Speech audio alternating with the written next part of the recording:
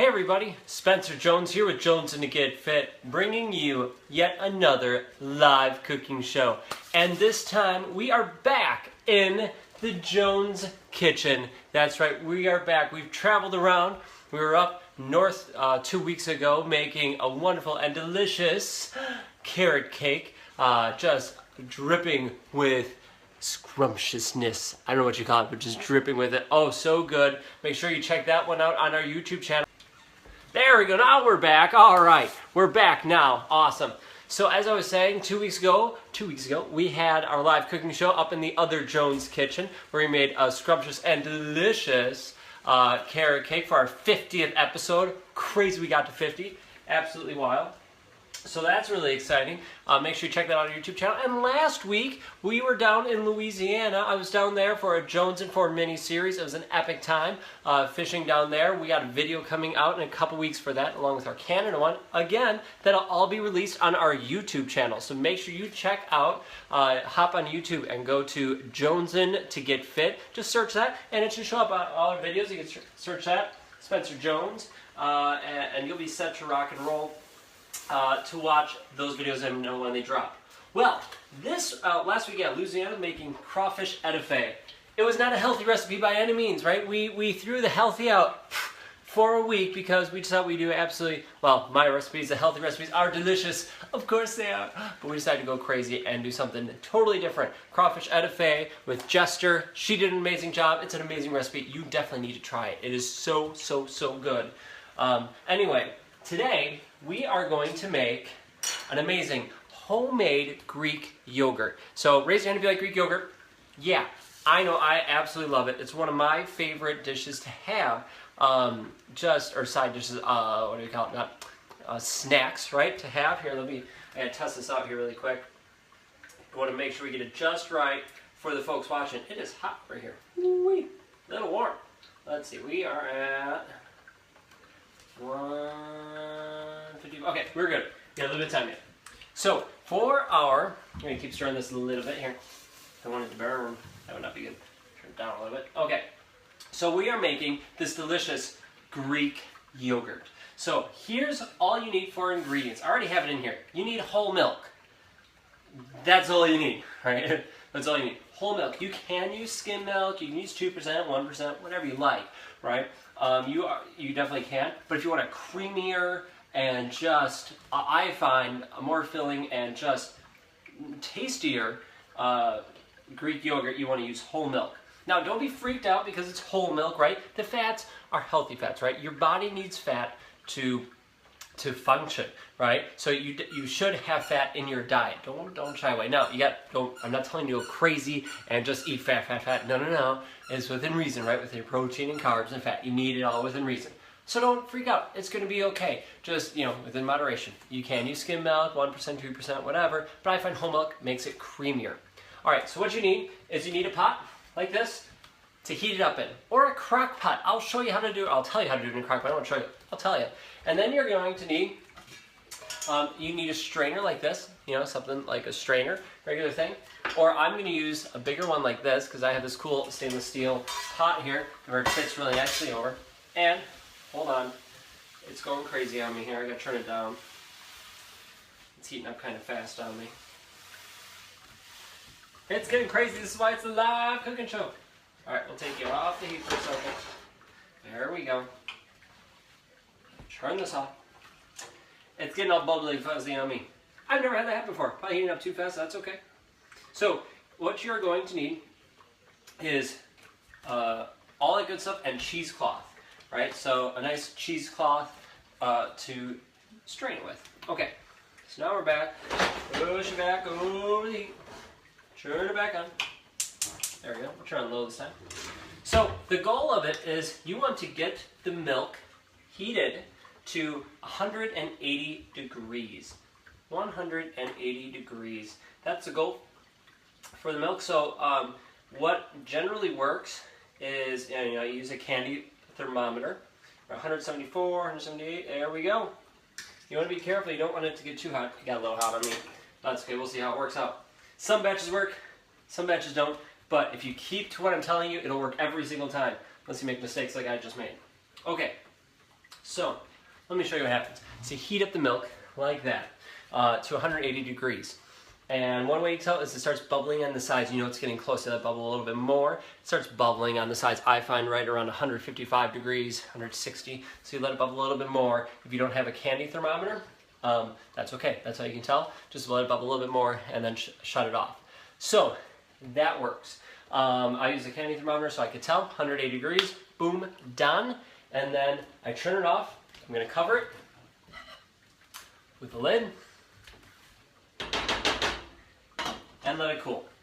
And that's what you're going to do. So you're just going to let it cool now. It needs to cool down on its own to about 110 degrees. So went to 180. You let it, then you stop, you let it cool. The heating it up helps activate the cultures in it even more and starts getting it working and the chemical change to happen within the milk. So you let it cool now to 100, you move it off to the side. If you have electric heat, I would suggest moving it off to the side. Gas, not as big of an issue. So it's going to cool to 110 degrees. Once you hit 110 degrees, now this is a hard part with the show. I wasn't sure how to break this up for you, so we're just going to make it work like this. I'll explain it, and you'll be fine. So let it cool to 110. Then you are going to add yogurt to it. Now, I suggest a plain yogurt, another Greek yogurt. It could be Greek, it could be plain yogurt, regular yogurt, doesn't matter. So I'm using Chobani's non-fat Greek yogurt. But the key part is this part. I don't know if you can see it right there. Contains live and active cultures. That's what you need. The live and active cultures. That's what you're looking for. It could be flavored yogurt. I don't care. It doesn't matter. But you need the live and active cultures to make that happen. This should be about room temperature, so I left it out and just letting it get room temperature after I bought it. And then when it gets to 110 degrees, what you're going to do is take that yogurt, open it up, put it in here, like spoon it in, and then carefully stir it. Now you're not stirring it like this, right? You're not going around and around, swirling it. You just want to stir it in by going, I'll try to do my other hand, go up and down like you're slowly mixing, maybe a little gentle churn and up. You don't want to spin around because that's going to ruin the active cultures that you have in there. It's going to upset them. So you just want to slowly raise it up until it's fully dissolved in your milk concoction. That's what it's at 110 degrees. All right, so once you get that far, then what I do when I make it for this, you have to plan it because this takes time, right? Heating it up took 15 minutes, 10 minutes, something like that, right? The cooling down is going to take 2 hours, something along those lines, depending on what kind of pot you heat it up in. All right, so hour, 2 hours, something along those lines. Once it's 110 degrees, you got your yogurt in there, then I stick it in the oven. And I turn the oven light on. It's weird, right? I turn the oven light on, I stick this in with the lid on and the Greek yogurt all stirred in, and I put it in there and I leave it overnight. I leave it for about 10 to 12 hours overnight, which, I go to sleep, I don't think about it in the morning, I can take care of it then. I leave it in there. That's all you do. You let it sit. So then, when it is done the next day, so in the morning, right, I wake up, brush my teeth, get my workout in, it's been about 10 to 12 hours, I take a look at it, and you can see that's already thick. If you want it thicker, you can leave it for a little bit longer, but don't go too crazy. 10, 12 hours is good. And then you are going to put your cheesecloth, cut some of this out. If you don't have cheesecloth, you could find it in your grocery store. I actually find it in a craft shop is a great place to find cheesecloth. So what I do is you line your strainer, whether it's this kind of strainer or any type of strainer you have, cut it to size, let it hang off the sides a little bit, and then I put this, transfer the yogurt into another bowl for a second. I put this on, and I put the yogurt inside it, right? So then what happens is you are separating out the yogurt, the Greek yogurt, from the whey.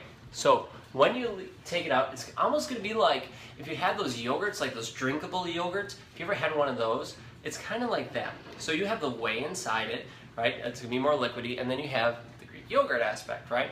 So the protein, that kind of protein in it. So what you do to make a Greek yogurt as opposed to just regular yogurt or the drinkable yogurt is you strain it.